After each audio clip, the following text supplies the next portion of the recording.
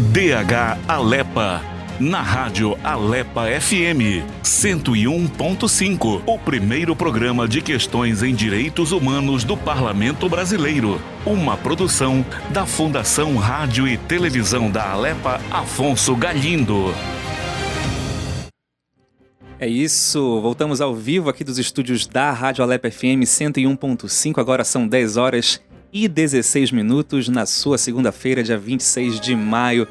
Comigo, Angelina Anjos, para mais um DH Alepa, a nossa manhã de segunda-feira, agora tratando sobre os direitos humanos, as causas e de que forma a gente pode defender, o direito dos nossos cidadãos. Angelina, um bom dia para você. Bom dia a todos, bom dia, Rafa. Hoje, antes de começar nossa pauta, eu queria falar que é o aniversário do nosso amigo Aldeci. Verdade. Aplausos para o Aldeci. Então, e também aproveitar para dizer que nesse mês de maio agora, dia 21 de maio especificamente, a CDH Alepa completou 40 anos. 40 anos. Ela é a Comissão de Direitos Humanos mais antiga do Brasil e foi criada pelo deputado Paulo Fonteles. Olha. E, assim, atualmente realiza atendimento à população, caravana dos direitos humanos nos territórios, apoia campanhas e ações de conscientização e colabora com entidades da sociedade civil. A CDH Alepa é uma das comissões permanentes mais antigas, é formada por 7 membros titulares e 7 suplentes, e desde 2013 é presidida pelo deputado Carlos Bordalo. Em 2023, passou a ser denominada de Comissão de Direitos Humanos de Defesa do Consumidor, dos Direitos da Pessoa com Deficiência, da Mulher, da Juventude, da Pessoa Idosa e Minorias, para ampliar o cuidado com a população. Atua em todo o Pará, nas zonas urbanas e rurais, em territórios quilombolas, indígenas, extrativistas. Onde houver necessidade de atuação, a CDH está presente. É importante porque ajuda o parlamento paraense a ficar atento, ouvindo a população e agindo para garantir os direitos de quem mais precisa.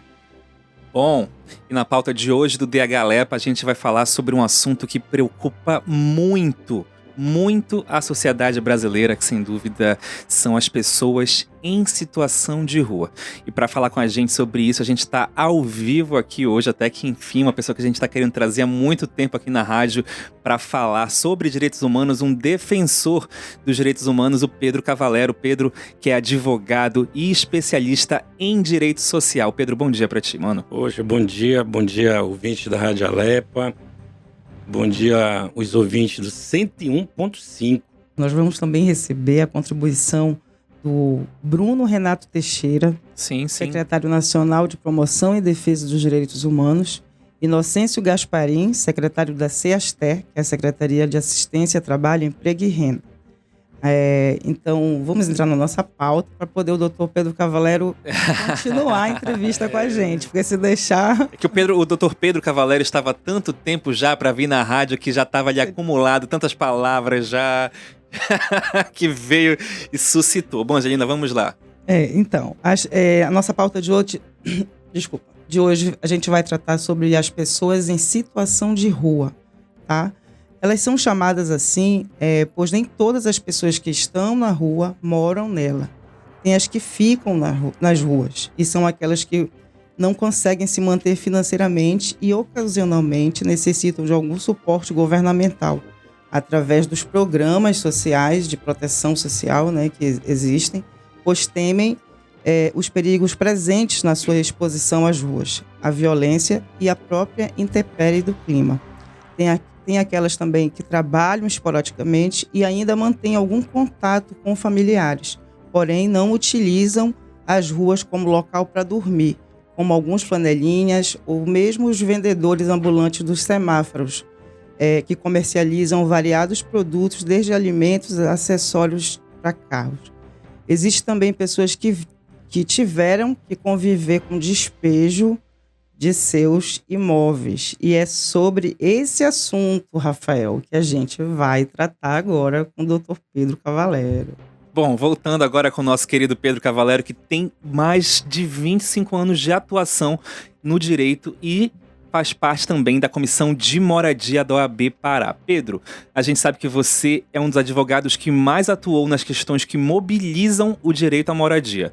A partir de quando a moradia passa a ser considerada um direito social? E ainda, como foi a tua prática jurídica neste movimento em prol da defesa da moradia? Pois é, então olha só, de 1948, o Brasil ele só veio, olha só como é a história e a fonte do direito. Em 2000, depois de um movimento social muito grande, de 96 a 2000, Rafa, o Congresso Nacional nos ouviu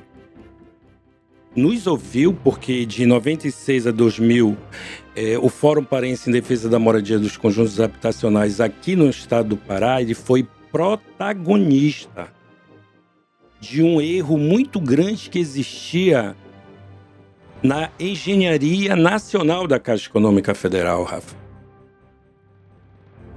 Vocês sabem que o solo ele tem a sua valorização.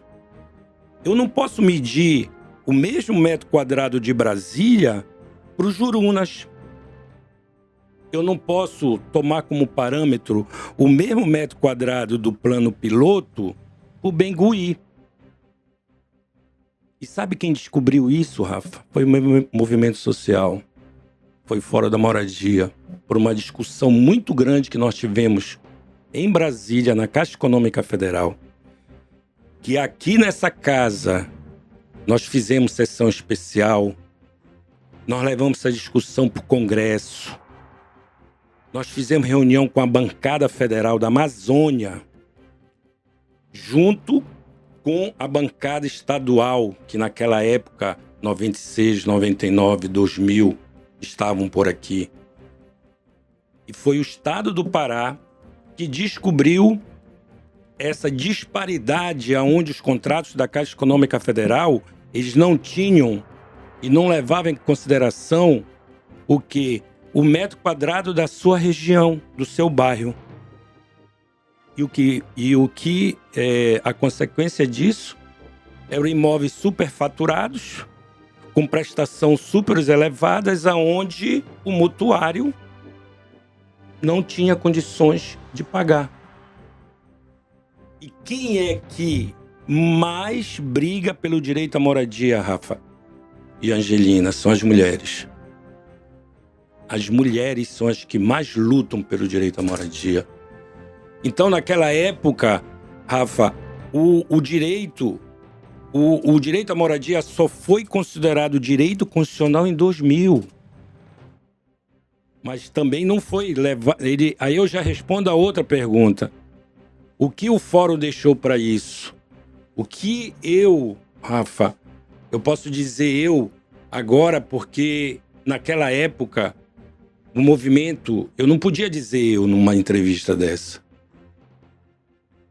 Eu dizia nós, porque nós é o movimento, eu sou o movimento.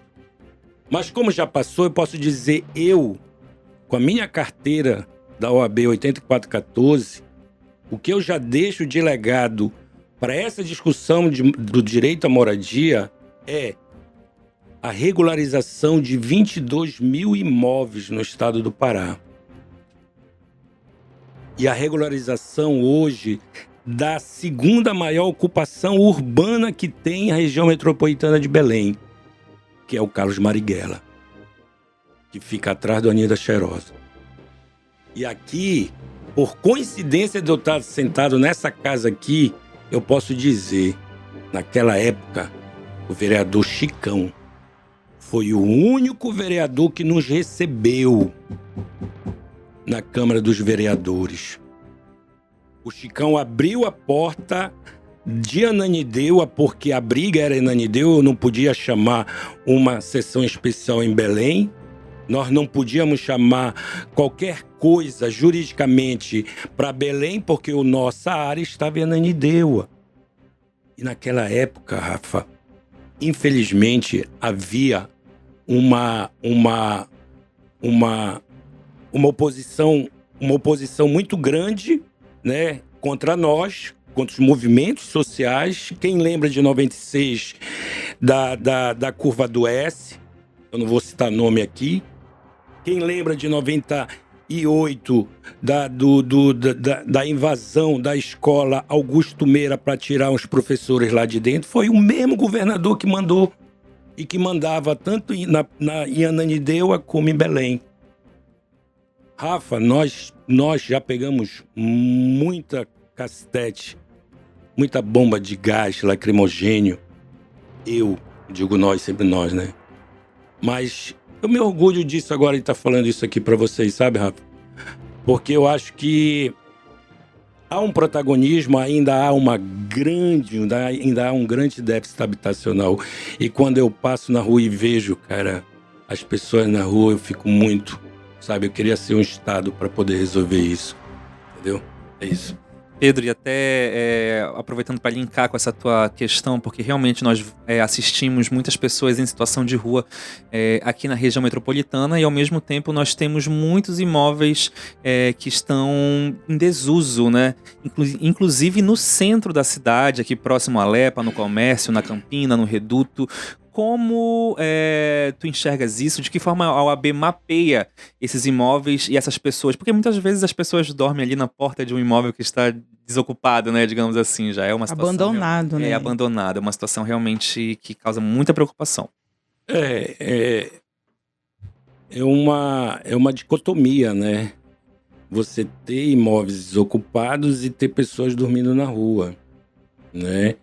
Eu sempre falo, Rafa, e há um espaço aqui que eu acho que para os deputados que aqui estão, eu acho que nós devemos mexer, né, em algumas legislações que diz respeito aos imóveis tombados, tanto da parte da União como do Estado e do município, porque existe uma discrepância muito grande economicamente. Cada um de nós que convivemos com imóvel desocupado, abandonado, o prejuízo é nosso. Porque ali não está tendo uma finalidade social, ali não está pagando IPTU, ali não está pagando água, ali não está pagando luz. E não está dando abrigo para quem precisa. Então, eu acho que enquanto entidade, hoje eu sou um apoiador da Comissão de Moradia da OAB. Eu não sou membro, entendeu, Rafa? Porque eu passei quase 25 anos e eu quero passar essa bola para alguém. Só que, como a Comissão de Moradia não dá um retorno, ninguém quer. Porque quando a pessoa chega com despejo, ele não tem um centavo no bolso dele. Ele tem que comprar pelo menos, alugar pelo menos um caminhão para poder fazer a mudança dele. Então, e quantos despejos eu suspendi sem ter um dinheiro no bolso, Rafa? Mas eu fiz por coração, por compromisso social que eu construí, entendeu? Junto com Jorge Cruz, eu não posso, junto com Sueli Oliveira, sabe? E são essas pessoas que me seguraram. E eu segurei elas também. E eu tenho maior gratidão de tê-los na minha vida, entendeu, Rafa? É isso. Bom, Pedro, só voltando aqui ao Fórum da Moradia nos anos 90, como tu vê o que foi assegurado no passado, de que forma se relaciona com os dias atuais, com o nosso presente? Pois o Fórum da Moradia, eu não posso deixar de citar um nome aqui do Poder Judiciário, que foi o Felício Pontes. Felício Pontes foi o procurador federal na época. Ele era o procurador federal daqui do estado do Pará, onde nós chegamos e colocamos a situação para o Felício Pontes. E o Felício Pontes nos recebeu e mandou um parecer para a vara de execução, que era da Justiça Federal, e suspendemos todos os despejos. E agora, o que a gente vai fazer? Porque legalmente, pela lei de execução de imobiliária, não tem jeito. É sumário. Você deixa de pagar 3 prestações, o agente financeiro pode te executar, te manda uma notificação, manda a segunda, a terceira, tu não pagou. Quando tu já chega, naquela época tu já chegava com saldo devedor imenso, né? Então tu nunca vai ter o dinheiro. E aí o Felício deu uma grande ideia de fazer um termo de ajuste de conduta com a Caixa Econômica Federal. Então nós criamos no estado do Pará um meio, vamos dizer assim, um meio paralelo a uma lei que garantisse a finalidade social e evitasse o despejo. E dava para a família 6 meses para a família se organizar financeiramente para comprar aquele imóvel. E nós conseguimos, Rafa. Entendeu? E o que você pode dizer que esse momento se relaciona, como se relaciona agora no presente? O que o Fórum da Moradia garantiu naquele momento que até hoje esteja valendo? Valendo, muito. Ou até se não está, né, também, bom. se precisa de uma nova adequação. Adequação. Olha só, nós passamos, é bom lembrar o seguinte, tudo tem a sua fonte e tudo tem o seu momento conjuntural. Em 2021, 2020, 2021, 2022, nós tivemos que acionar o Supremo Tribunal Federal, né, através da arguição de descumprimento de preceito fundamental, que foi uma ação no Supremo Tribunal Federal, a 828, que deu origem à Lei 14.216 de 2021, que proibiu os despejos. Olha só, pelas datas, 2021. No governo anterior, nós sofremos muito. Aqui no Pará, nós fomos despejados do Pouso do Aracanga. E eu já vi que o governo do estado vai fazer novamente o Pouso do Aracanga. Ótimo, porque nós fomos despejados do Pouso do Aracanga por uma situação política. Porque não gostava e não gosta mesmo. Então, o que o Fórum traz para hoje? O Fórum ele traz toda essa visão social dos programas sociais. A Caixa Econômica começou com um limite de renda. Vocês podem perceber, um limite de renda. Aquele que ganha até... Já foi aumentando. Parece que hoje já tem um programa para quem ganha até 12 mil reais. 12 mil reais. 14 mil reais. 12 mil reais. Então, naquela época, nós queríamos... Era o níquel.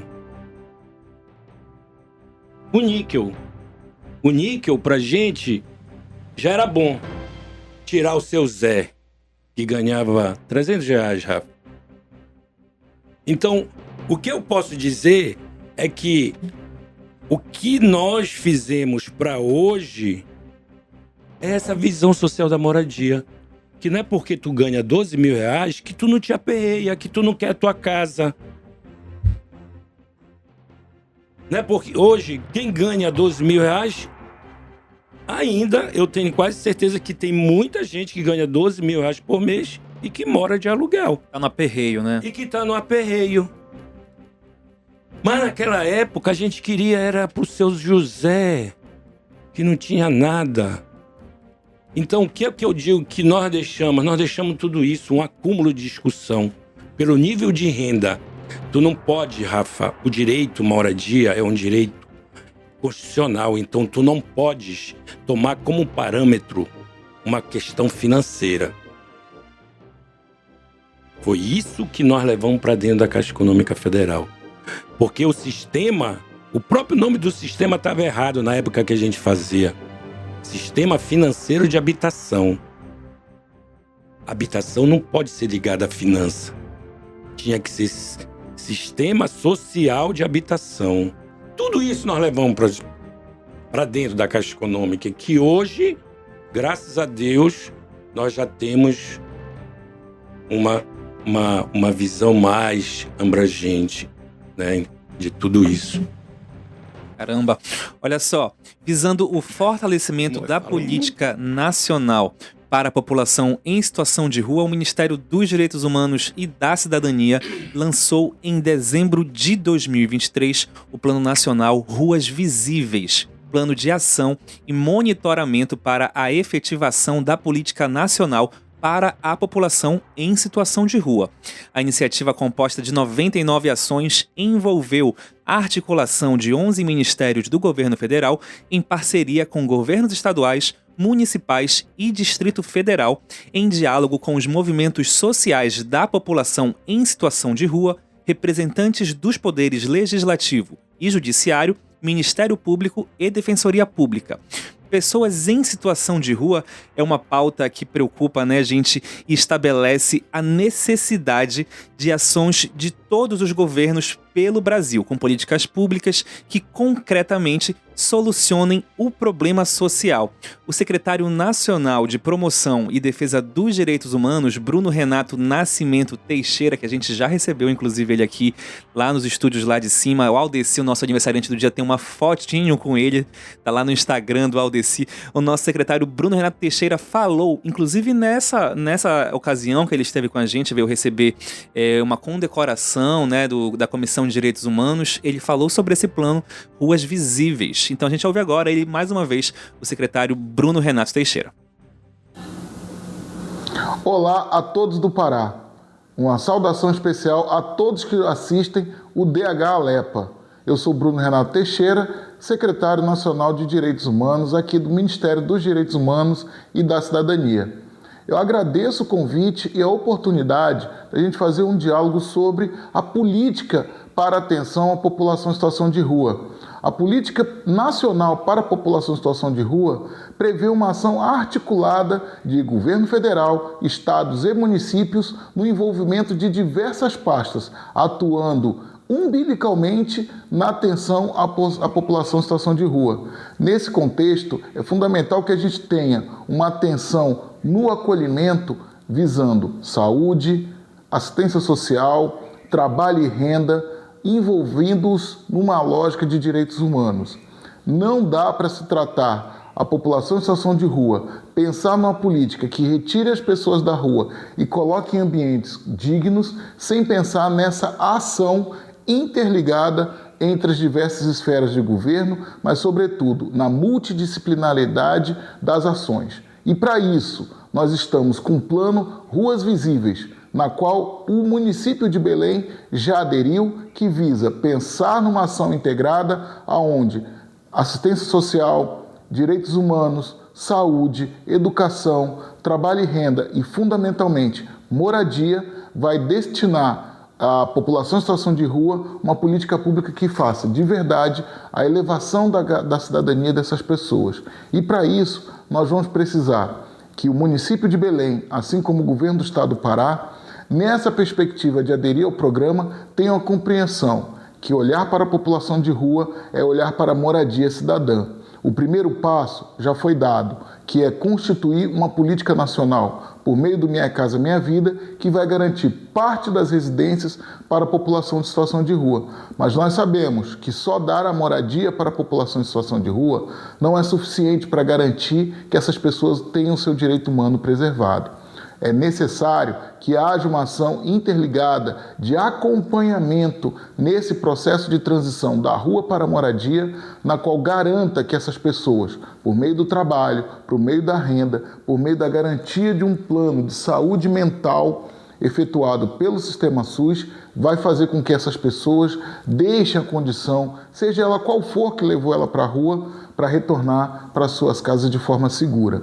Esse é o grande objetivo do Ruas Visíveis, mas nós sabemos que é uma política de curto, médio e longo prazo. As ações de curto prazo, que trabalham na perspectiva da redução de dano, a gente tem desenvolvido pontualmente ações de segurança alimentar por meio da constituição de cozinhas comunitárias que garante que ninguém passe mais fome na rua, que ninguém precise ficar na condição de pedinte para ter sua segurança alimentar preservada. Então, por isso, a gente vem fomentando que instituições da sociedade civil possam estar constituindo cozinhas comunitárias por meio de várias ações governamentais, como aquisição de alimentos, com a Conab, com a SEASA, ou seja, são um conjunto de entidades pensando de forma sustentável como garantir alimentação adequada à população em situação de rua. Garantir alimento é o primeiro passo para garantir a vida dessas pessoas, mas nós sabemos que ter um lugar seguro,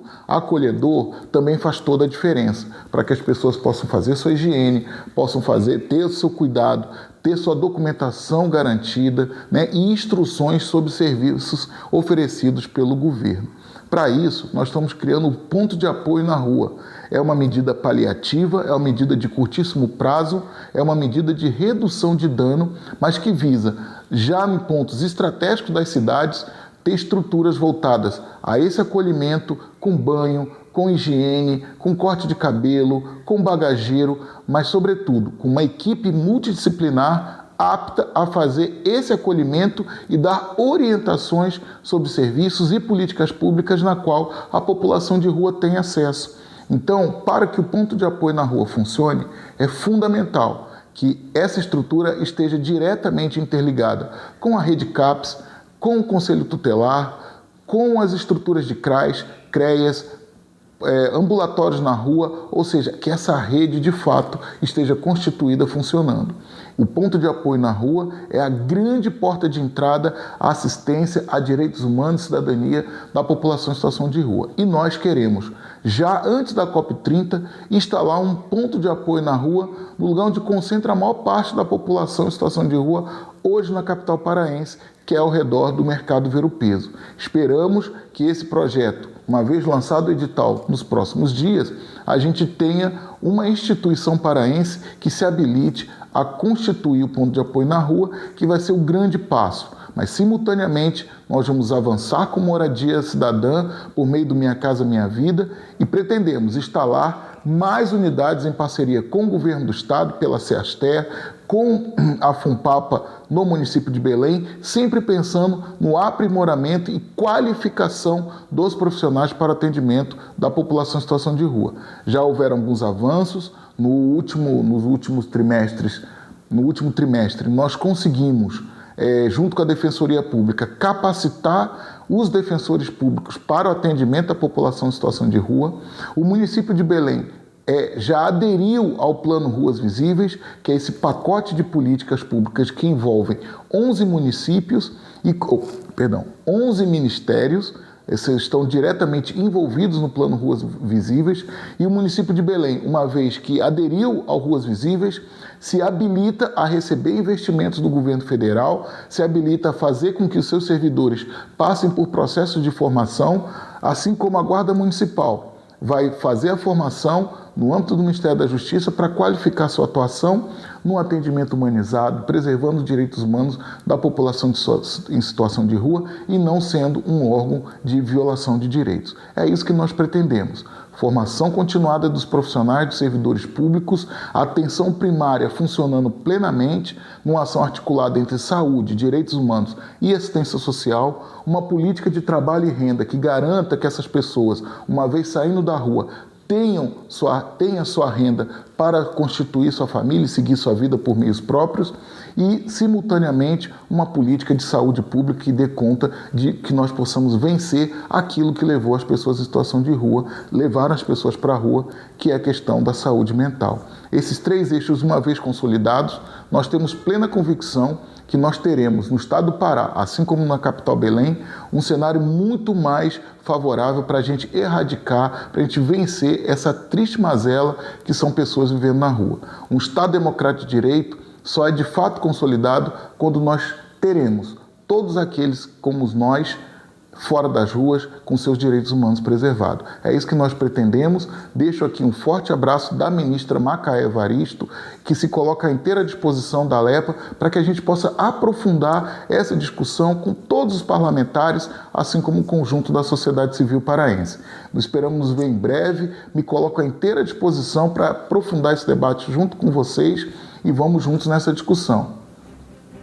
Você acabou de ouvir o Bruno Renato Teixeira, que é secretário nacional de promoção e defesa dos direitos humanos. Olha só fazendo um esclarecimento, foi em março agora deste ano que o secretário nacional Bruno Renato Teixeira recebeu das mãos dos deputados Carlos Bordalo e Dirceu Tenkaten o título honorífico de cidadão do Pará, que é concedido aqui na Assembleia Legislativa pelos deputados.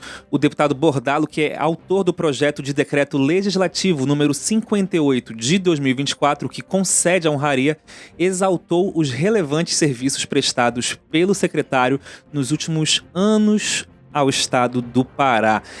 Pedrinho, voltando para o Pedro aqui, nosso doutor Pedro Cavalero, como foi na pandemia assegurar esse direito à moradia, Pedro? Eu estava escutando, né, a voz da entrevista, e a gente sempre fala, né, que o direito humano é um direito super caro, né? Ele é caro. Então, enquanto a gente não superar todas essas deficiências que o Estado tem, ele vai continuar sendo. E é muito bom a gente escutar que já existe, né, uma preocupação a nível nacional, a nível estadual e a nível municipal, para tirar esses nossos parceiros, esses nossos moradores de rua daqui, pelo menos daqui do Ver o Peso, né? Então já vai abrir um edital e vamos torcer para que alguém se interesse em ajudar o município, o Estado e a União nessa responsabilização social, né? Bem, voltando à pergunta, a Covid, ela logo no início, quando ainda havia despejo, foi muito duro, né? Então, aí eu posso dizer que foi um grande advogado a nível nacional, André Maimone, que é meu amigo particular, né? Nós tivemos a ideia de acionar o Supremo Tribunal Federal. Por que acionamos o Supremo Tribunal Federal? Porque a moradia até então é assegurado como um direito social. E para assegurar um direito social, como ainda não tem lei regulamentada, o Supremo Tribunal Federal é a única fonte, até então é a única fonte dos partidos e da sociedade evitar um despejo que havia. Então, foi o André Maimone, através, né, da sua brilhante ideia, junto comigo, que nós conversamos, acionar o Supremo Tribunal Federal, onde o Supremo aceitou as nossas argumentações através da arguição de descumprimento de preceito fundamental, que é uma ação de descumprimento de preceito fundamental,